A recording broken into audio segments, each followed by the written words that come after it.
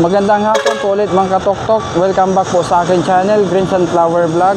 Nandito po ulit ako upang magpasalamat para po sa mga nanood at tumangkilik ng aking video at review doon sa Tuktok 3-wheeler. Ngayon nandito po ulit tayo sa same branch kung saan tayo nag-review ng Tuktok Karusa 200 Fi. Ting pong panoorin at tayo ulit magre-review ng Tuktok ng Vespa. Ngayon po i-review natin yung Piaggio Api 230cc dito po sa Rusi, Ligao City Branch. Tara po, pasok tayo.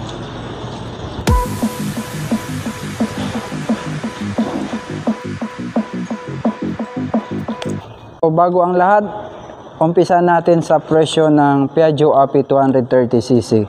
Ang cash price niya is 189,200. Down payment po nito is 5,000. You will prefer to buy installment basis. Magkakaroon po kayo ng 5,000 for the down payment at mayroon kayong rebate na 2,000 sa every month na pagbabayad ninyo kung kayo po ay on time magbayad. So, kung good for 12 months or 1 year, ang kukunin ninyo, same ang down payment sa 1 year, 2 years, and 3 years. So, nagkakaiba lang sa monthly. Sa monthly ng isang taon na hulugan ay 21,040. Sa 2 years, ang monthly niya ay 12,540. And then, sa 3 years, ang monthly niya ay 9,707. So, again, kapag on time po kayo magbayad, mayroon po kayong rebates na 2,000 pesos. So, yung rebates ay minus ng 2,000 sa inyong monthly installment. So, ayan, bago po ang lahat, bago natin umpisahan ang pag-review ng Piaggio Api 230cc. So, unahin muna natin yung pag-review nito sa loob. So, pasukin muna natin yung interior and then mamaya tayo sa exterior. So, tara mga tuktok, pasok! Ito po yung passenger door niya. Kamukha niya yung passenger door ng Bajaj Maxima J. So, napaka-cute at napakaliit. So, same mechanism siya. Tara, isang pull lang naman dito sa door handle or door lock. Okay po. So, nandito na tayo mga katoktok sa loob ng Piaggio Api 230. I observe pagkapasok ko dito mga katoktok, kung titingnan ninyo, tinatry kong i-shake yung loob. So, ibig sabihin, nagre-react kagad yung suspension niya. Siguro, malambot to. So, anyway, hindi pa natin matitest drive to kasi, again, walang demo unit yung Rusi Branch Ligao. Dito lang muna tayo sa review. So, pero sana mabigyan tayo ng demo unit para sa susunod, makabalik tayo dito, makapag-try tayo ng Piaggio Api at ng Rusi Karusa nila, yung 200 nila. So ngayon ito sinishake natin, parang ang ganda ng reaction ng suspension nila. Medyo malapad ang compartment niya sa likod compare sa ibang tuktok yung na-review natin na Karusa. Maging sa TVS King, medyo malapad to ng konti. Ito ang unang nakakalamang dito sa Piaggio. Ikalawa, observation ng mga passenger ng mga tuktok. Yung sandalan natin sa likod, di gaanong kataasan. So, kumbaga almost half lang ng likod natin. So, medyo nakakangalay sa part ng mga passenger. Kaya, pwede naman to ninyo ipa-modified at lagyan ng headrest para kung sakaling long drive, mayroong headrest at hindi mas nakakangalay. Ayan, good for 3 din dito, 3 adults, kasya. Kasi ako, ang height ko is almost 5'6", and I'm not too big and too small or thin. Kasyang-kasya naman kung sakaling 3 kami dito. Okay, when it comes naman po dito sa legroom or sa footroom, maluwag naman po siya. Free naman igalaw-galaw natin yung paa, lalong-lalo na kung tayo nasa long drive. Kahit siguro mas matangkad sa akin at mas mahaba yung tuhod, kasyang-kasya naman dito at magiging comfortable naman kayo dito sa Piaggio Api. So, ganun nga, medyo mababa yung pinto, medyo maliit. Yung advantage po nito is mas ventilated siya sa hangin, mas madaling pasukin ng hangin. Tulad ng Bajaj RE, maliit lang yung pinto niya. Compare sa TVS King, medyo mataas ang pinto niya. So, ang advantage lang naman ng malaki-laki yung pinto at mataas, kapag maulan or yung mga tilamsik ng mga kasalubong, mas maharang niya compared dito sa maliit. Ito naman, ang advantage naman ito ng maliit, kapag mainit, mas ventilated siya at mas presko. So, bago tayo pumunta sa harap, ito naman yung roof ng Piaggio Ape. So, first time natin makapasok at makaupo sa Piaggio Ape. So, ganito pala yung design ng kanyang roof. Anumang brand, so same yung ng design ng bubong nila at trapal. Halos parehas lang naman yung quality nito at tatagal din ito ng taon. Basta wag lang mabutas o mahulugan ng mga mabigat bagay. Kasi yung mga ganitong trapal, kahit trapal to is waterproof naman to sa ulan. Proceed po tayo sa unahan mga katok-tok. Dito sa loob, kung mapapansin ko dito sa Piaggio Ape, when it comes sa paglilinis, maganda yung flooring niya kasi mababaw lang siya. So, konting buga ng tubig, konting walis at lalabas na kaagad yung mga buhangin kasi nakaplat lang siya, madali siyang mailabas at may labasan talaga siya ng dumi tulad nito. Ito yung kagandahan nito kasi mas madali siyang linisin compare sa TVS King. Yung TVS King kasi may nakaharang dyan mahirap-hirap linisin yung TVS King. Yung upuan niya sa unahan is designed for driver only. So, sa madaling sabi, ang capacity po nito is 4 lang. Good for 4 passenger.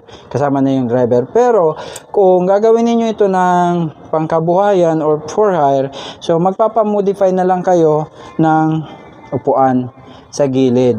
Kasi para ma-accommodate yung dalawa pang pasahero sa katabi ng driver. Tulad ng TVS King ko, pinalagyan ko siya ng modified na upuan kaliwa kanan kasi wala siyang design na upuan. Unlike sa RE, libre na yon, mayroon nang kasamang upuan. Ito ipapagawa mo pa siya. So, after market na or after sales para di lugi sa biyahe. Or kapag pang pamilya naman, at least mas maraming makakasabay kung sakaling may upuan dito sa gilid. Nandito rin po pala sa ilalim yung reserve tire natin. Ayan. So, maganda yung pagkakapositioning niya. Naka-align sa upuan para hindi rin makasagabal dito sa paa ng driver. Pero anyway, kung mas gusto niyo na gawin ito ng toolbox at i-modify nyo ulit para meron kayong lalagyan ng mga gamit, mas secure, pwede nyo naman gawin ito, ilagay sa likod or sa ibabaw ng roof kung sakaling mayroon na kayong top load para mas ma-maximize yung mga space. Tinatry ko nga itong alugin ulit sa unahan. Ang ganda ng shock, nagre-react kaagad. So, ibig sabihin malambot to. So, siguro mas maganda itong masubukan sana sa kalsada para malaman natin kung kumusta yung laro ng suspension niya. Kasi dito pa lang ang lambot-lambot na. Ano na kaya kung may laman na to or kapag tumatakbo na. Siguro parang na-feel ko yung shock nito para may pagka Honda ADB. Yeah, anyway, just not endorsing Honda ADB but kino-compare lang naman natin. Para ramdam na ramdam ko yung laro ng shock, parang ganda. So anyway, dito po tayo makatok-tok sa handlebar. Okay, yung steering niya is handlebar type. Okay, andito yung clutch. Almost the same. Gears nito at yung way ng pagkambyo ay parehas sa Bajaj kung di ako nagkakamali. 1 down and then 3 up. So, primera paangat, then puro na pababa yung susunod na kambyo. Kanan, nandito yung throttle niya, yung gas. Tapos, nandito, nasa kanan din yung control ng signal light left and right. Nasa bandang taas mismo. At nandito rin sa kanan yung control ng high and low lights or high and low beam. At nandito rin yung busina ng ating tuktok at yung electric start. So, kung susubukan natin para mas maganda, try natin yung busina mga tuktok. Yan. Tapos, dito rin yung signal light. Ito yung high beam. Tapos, ito yung, ang pagkakaiba pala nito sa mga ibang tuktok, hindi natin to ma-start hanggang hindi natin to kinaklatch. Subukan muna natin na hindi natin i-clutch at i-start natin. Hindi siya talaga gumagana. Mayroon siyang dagdag safety features. I-clutch natin, tapos i-start na natin para umadala siya. Ayan. Ayan yung tunog ng isang Piaggio Api.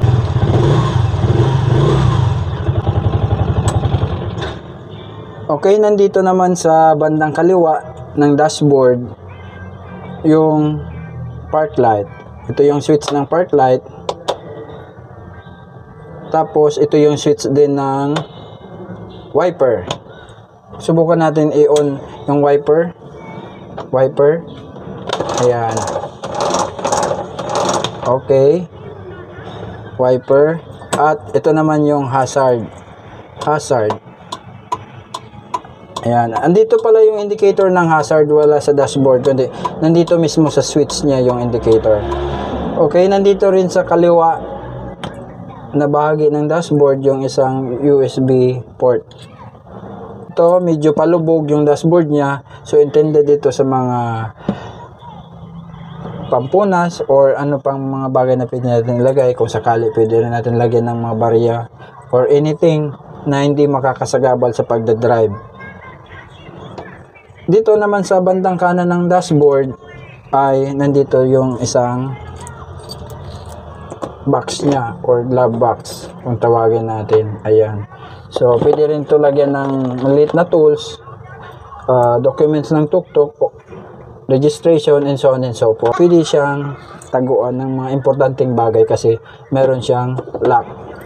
Meron tong dalawang speaker, left and right. Meron din siyang radio. So, subukan natin to i-on ang radyo. Ayan.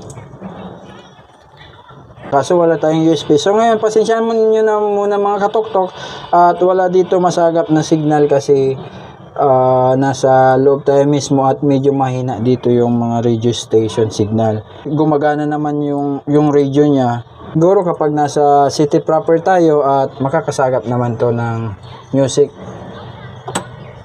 Okay, dito tayo sa center ng dashboard.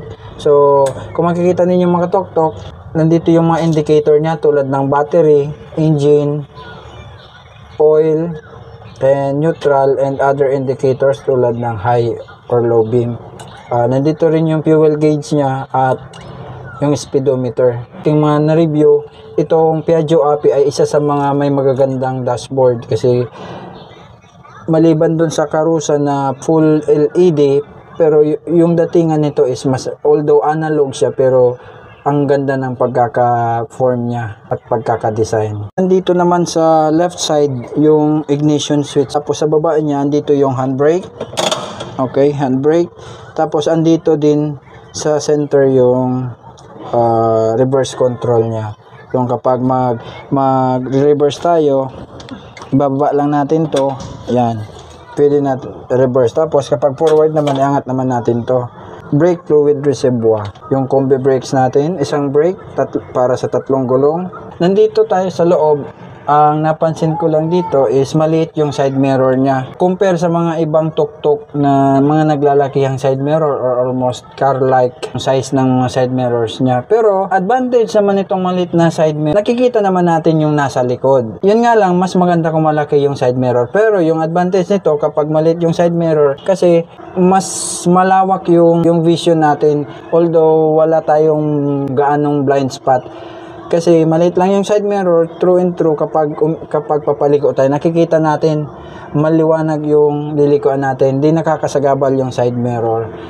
Wherein yung malalaking side mirror, sa based sa experience, kapag liliko ako, ang laki ng blind spot, kaya minsan nabubulaga na lang ako kasi, may tatawid pala or mayroon parang may hazard pala dyan kasi hindi ko nakikita kasi sa laki ng side mirror. Ganda naman to kahit maliit. So, ma-appreciate ninyo to kung ano ang kagandahan ng maliit na side mirror kapag nagda-drive na kayo ng Piaggio Api. Mga katok-tok, labas tayo. Tingnan natin yung exterior.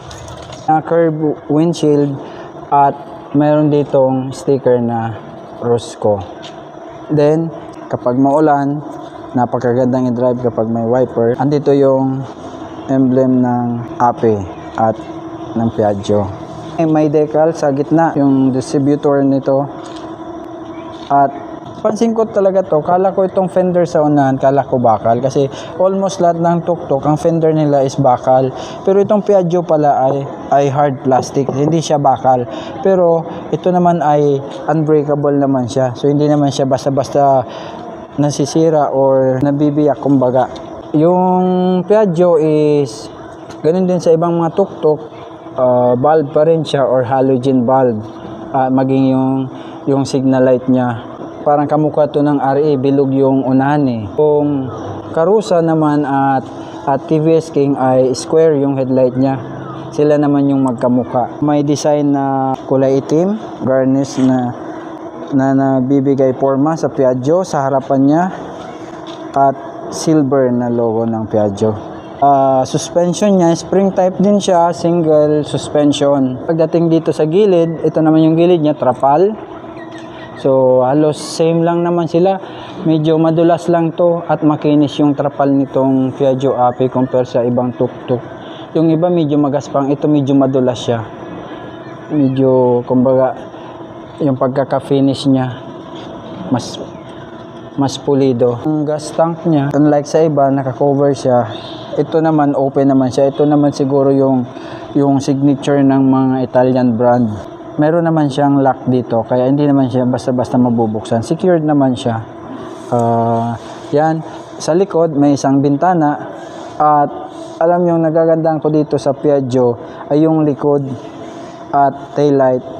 Kung maporma yung taillight ng Bajaj RA, mas maporma yung taillight nitong Piaggio Ape. Kasi ito yung nagdala ng design, yung garnish na kulay itim niya.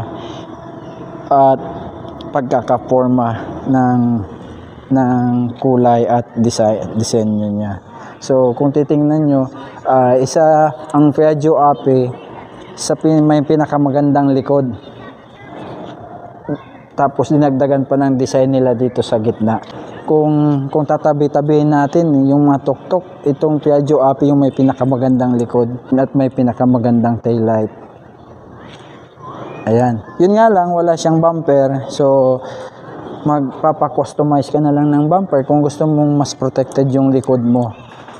Although, mataas naman siya, di naman siya kababaan. Kaya, kahit walang bumper, medyo safe lang naman. Yung bumper, makakatulong naman yun sa mga unintended na mga nasa likod natin para di gaanong magasgasan o di magasgasan tong likod. Papakita na lang natin ng madalian para magka-idea kayo kung anong itsura ng loob nito mga tuk-tuk. Ito, unlock natin to. Yan, tapos mayroon siya ditong parang handle. Kailangan natin tong i-pull or i-click para siya mabuksan. Ayan. Parang sasakyan nga lang. Oh. Okay, smooth. Unlike yung ibang mga tuk-tuk, di ba? Dalawang nut. Tagal bago mo matanggal at bago mo mabuksan. Ito madalian lang. Unlock itong susi. Tapos, presto. Ayan, ang bilis buksan. So, ayan. Nandito po ang engine ng Piaggio Ape. Andito yung fuel tank niya. Sabi ko kanina is nasa 9.5 liter. So, may advantage. Ang ganda nito kasi malaki yung gasoline tank niya. Mas mahababa yung ibabiyahe natin bago tayo mag-refuel ulit. So tapos dito yung battery niya. So may kalakihan yung battery niya. Ito so far yung nakita ko sa mga tuk-tuk na malaki yung battery kasi laki na to ng owner yung battery niya. O di ba ang ganda. Kahit magpa-install ka pa ng mga modified lights mo, kayang-kaya pa ng battery. Tapos ang kagandahan nito is na very accessible yung battery, unlike sa kung accessible yung battery ng Karusa 200, mas accessible yung battery nitong Piaggio Ape. Nandito rin sa gilid nakakabit or nakalagay yung pantanggal sa gulong. Yan, yung range at diamond jack. So air cleaner sa gitna. Yan po ang engine ng 230cc ng Piaggio Ape. Insert natin yung susi. Off natin yung radio. Okay, tapos clutch. Then press yung electric start. Yan, may isa pala akong nakalimutan mga tuk-tuk. Ito palang Piaggio Ape ay wala siyang hand start. yung sa manual. So, kapag nagpalya yung battery, talagang palya. Hindi tulad ng RE at TVS King, mayroon siyang manual na pang start. Anyway, dito na tayo. So, ganda na siya. So, try natin baba to. Magre-reverse tayo. Okay?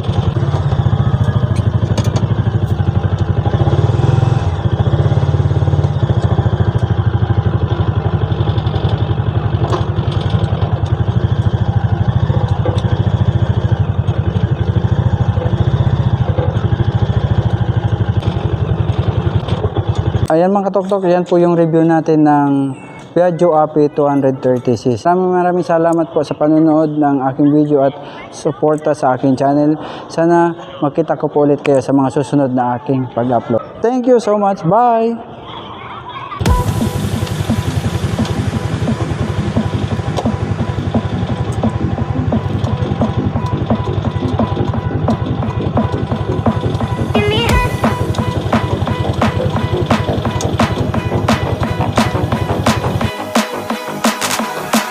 Piaggio Ape City 230cc, the maker of Vespa.